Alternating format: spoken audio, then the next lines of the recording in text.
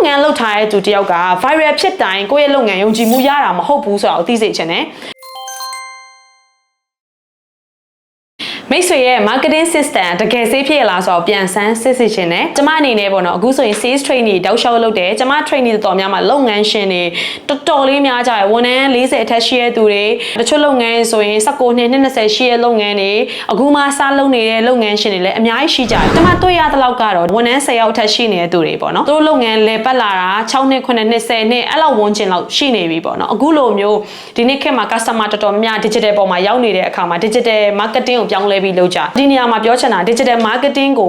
ုလုပ်နေတာကတော့6နှစ်9နှစ်လောက်ရှိပြီတိုးတော့အခုချိန်ထိထင်ထားတဲ့လောက်ရောင်းအားရမတက်လာသေးဘူးအခုဆိုရင် AI ခေတ်ဆိုပြီးတော့ AI ပြောင်းလဲသွားတဲ့အခါမှာလည်း AI content တွေနဲ့ထပ်ပြီးတော့လုပ်ကြတချို့ street sign တွေတချို့အထည်ဆိုင်တွေစက်ရုံတွေဆိုရင်ဘာလုပ်ကြလဲဆိုတော့သူတို့လုပ်ငန်းလူတွေသိဖို့အတွက်သူတို့ကဗီဒီယိုတွေကိုသူတို့တင်းထဲကသူတယောက်ယောက်ကိုပုံမှန်ကခိုင်းတာပုံမှန် entertainment တစ်ခုခုလုပ်နေရမျိုးကြီးလုပ်ကြဒီနည်းနဲ့ဗီဒီယိုတွေပေါက်လာဆိုတော့ပေါက်တယ်တိုးတော့သူတို့ရဲ့လုပ်ငန်းကိုပြန်ပြီးချိန်ညာတဲ့အခါ sales ဖြစ်လာဆိုတော့ sales မဖြစ်ဘူးအဲ့ဒါဘာလို့လဲလို့ပြန်မေးလုပ်ငန်းရှင်ကိုယ်တိုင်က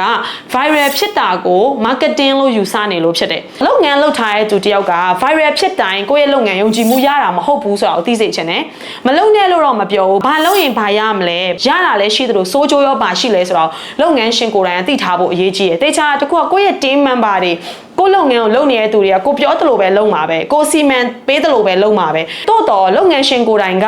ဒီ digital marketing ကိုမကျွမ်းကျင်လို့ဒါတွေလုံးမိနေရမျိုးမဖြစ်စေချင်ဘူးပေါ့နော်ကျမအနေနဲ့ဒီနေရာမှာ digital marketing လို့မသုံးချင်ဘူးကျမကဘယ်လိုပဲအဓိကပြောချင်လဲဆိုရင် social media လူတွေရှိနေတဲ့နေရာမှာယုံကြည်မှုတည်ဆောက်ဖို့ဘာလို့လဲဆိုတော့ကျမတို့လုပ်ငန်းလုပ်တဲ့အခါမှာကျမတို့လုပ်ငန်းကိုတေးသေးချာချာ operation ကိုတေးချာ run ပြီးတော့ systemization တေးချာလုပ်ပြီးကျမတို့လုပ်ငန်းရဲ့ထုတ်ကုန်ဖြစ်စေ service ဖြစ်စေထွက်လာအောင်အချိန်တစ်ခုပေးပြီးတော့တေချာကိုပစ္စည်းကောင်းတစ်ခုရဖို့ထုတ်ကုန်ဝန်ဆောင်မှုကောင်းတစ်ခုရဖို့ကျမတို့အများကြီးပြင်ဆင်ရအဲ့ပြင်ဆင်ထားတဲ့အရာကို content marketing လုပ်တယ်ပေါ့နော်အဲ့ content တွေနဲ့ကိုယ့်ရဲ့လုပ်ငန်းကိုလူသိယုံလောက်နဲ့ကျမတို့မတန်ဘူးလို့ယူဆဘာလို့ဆိုလို့ချင်လဲဆိုတော့ကျမတို့ရဲ့လုပ်ငန်းကို system တကြတေချာကို run ပြီးတော့ထုတ်ကုန်ကောင်းဝန်ဆောင်မှုကောင်းတစ်ခုဖြစ်အောင်လုပ်ထားတာကလက်တစ်ဖက်ဆိုလို့ရှိရင်ကျမတို့ရဲ့တေချာပြင်ဆင်ပြီးတော့ထုတ်လုပ်ထားတဲ့ဝန်ဆောင်မှုတွေ service တွေလူတွေဝယ်အောင်လုပ်တာ content ကို systemization ချတဲ့နောက်လက်တစ်ဖက်ဖြစ်တယ်လို့ကျမမြင်တယ်အဲ့ဒီနောက်လက်တစ်ဖက်က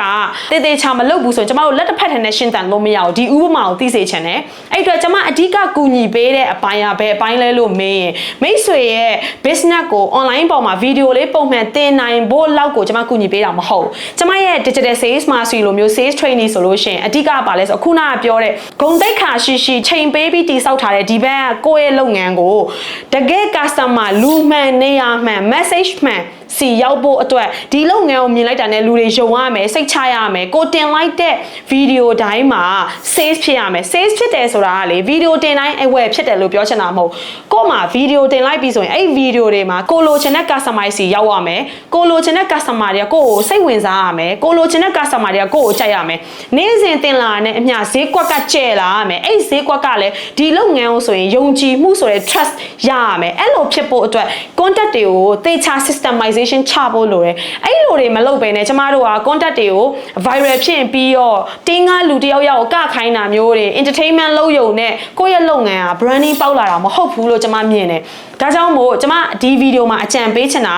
marketing system ဒီတကယ် safe ဖြစ်တဲ့ marketing system မိတ်ဆွေစီမှာရှိနေပြီလားလို့ပြန်ဆန်းစစ်မယ်ကိုယ့်ရဲ့ဈေးကွက်တီဘလောက်ကျဲလာလဲကျမအခုမေးတဲ့မေးခွန်းလေးတွေကိုလုပ်ငန်းရှင်ကိုယ်တိုင်တွေးကြည့်စေချင်တယ်နေ့စဉ်ကိုလုပ်နေတဲ့ content video တွေကနေပြီးတော့မှန်ကန်တဲ့ဈေးကွက်စီနေ့တိုင်းရောက်ရဲ့လားအဲ့ဒီဈေးကွက်ကနေပြီးကိုယ့်ကိုလူတစ်တွေယုံကြည်တဲ့သူစိတ်ဝင်စားတဲ့သူတွေတရက်ကိုဘယ်နှယောက်လောက်တိုးလာလဲလစဉ်ရောကိုယ့်ရဲ့ marketing ကနေပြီးတော့ပုံမှန်ရောင်းအားရနေတယ်ဆိုတာထက် customer အစ်စ်ဘယ်နှယောက်ဝယ်လဲ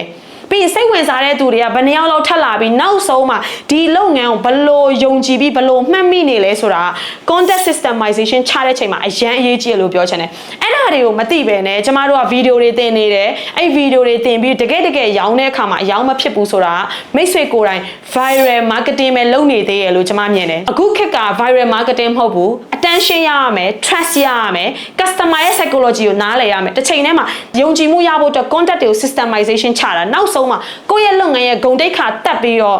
မြင်တဲ့နေရာမှာကိုယ့်လုပ်ငန်းကိုသက်ဆိုင်တဲ့ audience တွေယုံကြည်ပြီးဈေးကွက်ကျယ်လာဖို့ပဲအဲ့လိုဖြစ်ဖို့အတွက်လုပ်ငန်းရှင်ကိုယ်တိုင်ဒီအရာကြီးကိုတေချာမပြင်ဆင်ဘူးဆိုရင်ပုံမှန်တင်နေုံနဲ့လည်းဒီအရာရလာမှာမဟုတ်ရည်ရွယ်ချက်ရှိသိပြီးပြင်ဆင်မှုလုံးမသာရလက်ထွက်မှာဖြစ်တယ်လို့ကျွန်မအကြံပေးချင်တယ်အခုပြောတဲ့ idea ဒီမိတ်ဆွေအနေနဲ့တွေးစရာတစ်ခုခုရသွားရဆိုရင် comment မှာ yes လို့မှတ်လာခဲ့လို့ရတယ်တစ်ချိန်တည်းမှာအဲ့လိုပြဿနာဖြစ်နေတယ်ဘယ်လိုဖြေရှင်းမလဲဘယ်အချက်တွေနဲ့ကူညီပေးနိုင်တယ်လို့ကျမတို့မေးမယ်ဆိုရင်တော့ကျမတို့ online star training တွေထဲမှာ digital sales mastery အဲ့ဒီအရာကိုကောင်းပြင်ဆင်ပေးတယ်လုပ်ငန်းတစ်ခု external ကောဘာတွေကိုပြင်ဆင်ပြီး marketing တိုင်း sales ဖြစ်ဖို့အတွက်ဘယ်လို systemization ချရမလဲ content structure တွေဆိုတာ content ဘယ်လိုသင်ရမလဲလို့ပြောချင်တာထက်ခုနကပြောတဲ့ system တွေကိုတိတိကျဝင်ပြီး content တွေကိုပြင်ဆင်ပြီးတော့ဘယ်လို content လုပ်ရင်ဘာရရမလဲဆိုတာတွေအကုန် business owner ကိုယ်တိုင်သိအောင်ကျွန်မသင်ပေးတာဖြစ်တယ်အဲ့ဒီအရာကိုကောင်းသိသွားပြီဆိုမိတ်ဆွေရဲ့လုပ်ငန်းတီ3လအတွင်းမှာအမျက်ငွေ2ဆကနေ10ဆအထိတကယ်တက်ဖို့အတွက်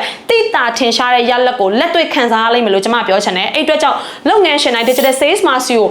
လာတက်ဖြစ်ဖို့ကျွန်မအကြံပေးချင်တယ်တစ်ချိန်တည်းမှာပဲဒီအရာကိုမသိလိုက်လို့ဆုံးရှုံးသွားမှာကိုကျွန်မအရန်စိတ်ပူတယ် digital sales mastery မှာဒီအဖြေတွေကိုလာရှာကြည့်ဖို့အတွက်ကျွန်မအကောင်းဆုံးကူညီထားပေးရလို့ကျွန်မအကြံပေးချင်တယ်ကျွန်မကတော့